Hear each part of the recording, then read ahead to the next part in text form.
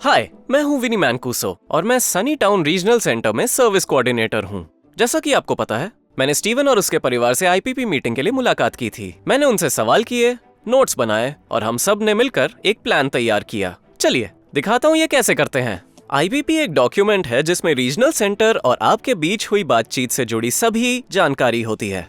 आपको क्या क्या जरूरत है, वो सेवाएं कैसे मिलेंगी और फंडिंग कैसे होगी। मेरे साथ आइए। आईपीपी गाइड इसीलिए बनाई गई है ताकि कई हजार लाख आईडीडी वाले लोगों और उनके सपोर्ट सिस्टम को ये समझने में मदद मिले कि कौन कौन सी सेवाएं मिल सकती हैं जो उन्हें उनकी पसंद की जिंदगी जीने में मदद करे।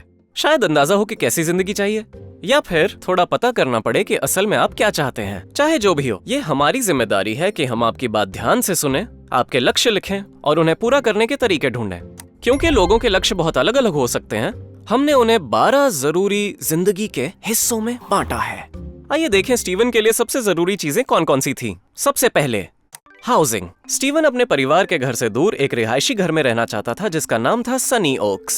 स्टीवन लकी था, सनी ओक्स में जगह खाली थी। मैंने तुरंत टूर फिक्स किया। किसी भी जगह रहने से पहले उसे देख लेना बहुत जरूरी है। बस इतना समझ लीजिए कि सब बढ़िया रहा और स्टीवन ने फैसला कर लिया कि उसे वहीं रहना है।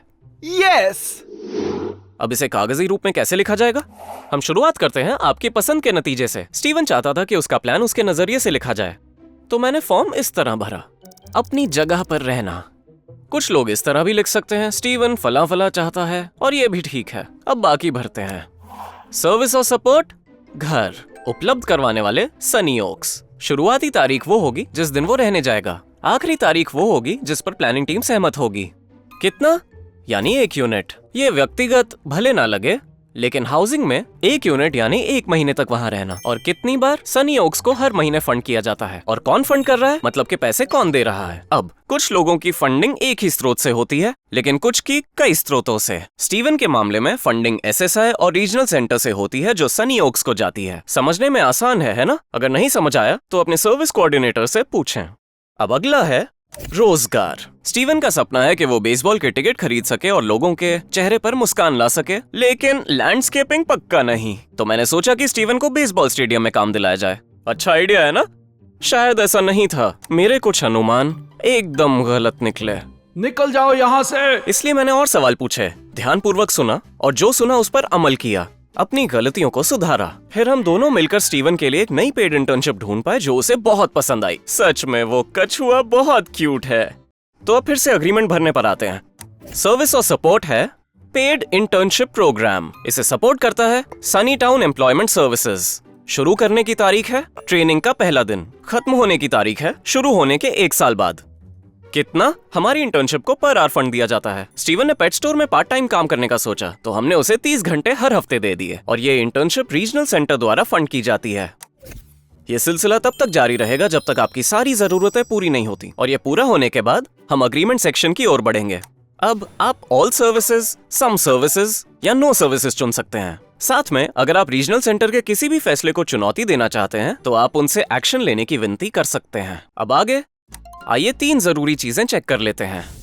सबसे पहले हम ये कंफर्म करेंगे कि आपको पिछले 1 साल में रीजनल सेंटर ने जो सेवाएं और सहायता दी हैं उसकी स्टेटमेंट मिली या नहीं। दूसरा, हम बात करेंगे आईपीपी में अभी या आगे आने वाले बदलावों की जो आपका साथ देने वालों ने बताए हैं। और तीसरा, हम अगली आईपीपी मीटिंग की तारीख तय करेंगे। आपका आईपीपी 3 साल तक चलेगा और इस दौरान हम इसे आपकी जरूरतों के अनुसार अपडेट करेंगे, साल में कम से कम 1 बार। बस हो गया। ये बॉक्सेस चेक करने के बाद मैं आपको कुछ खास प्रोग्राम और आपके अधिकारों से जुड़ी जानकारी समझाऊंगा। सबसे पहले सेल्फ डायरेक्शन।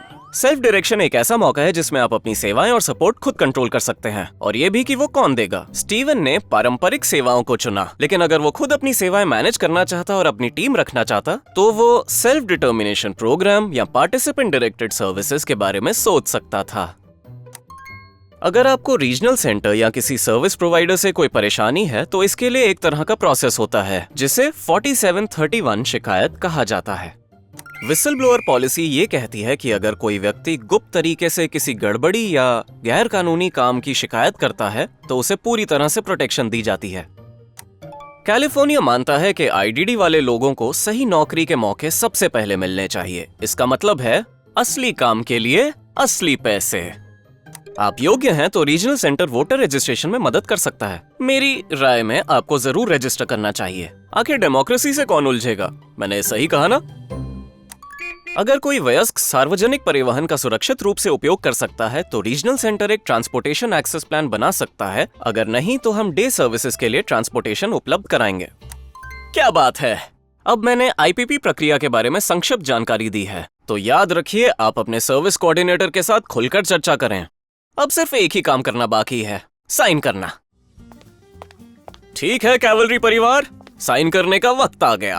आपने सब कुछ चेक कर लिया ना? हाँ, हमने सब चेक कर लिया है। बढ़िया, अब यहाँ इस जगह साइन करो मेरे दोस्त। और याद रखना, हर बार जब आईपीपी चेंज होगा तो तुम्हें फिर से साइन करना होगा। तो हो गया सब। देखा आपने, कितनी आसानी से हो गया। अब जल्द ही हम दोबारा मिलेंगे ये चेक करने के लिए कि आईपीपी अभी भी सही से काम कर रहा है या नहीं। याद रखें, आपकी प्लानिंग टीम जो भी करती है वो आपके लिए होता है, और उस बीच में जो सबसे जरूरी होता है वो आप हैं।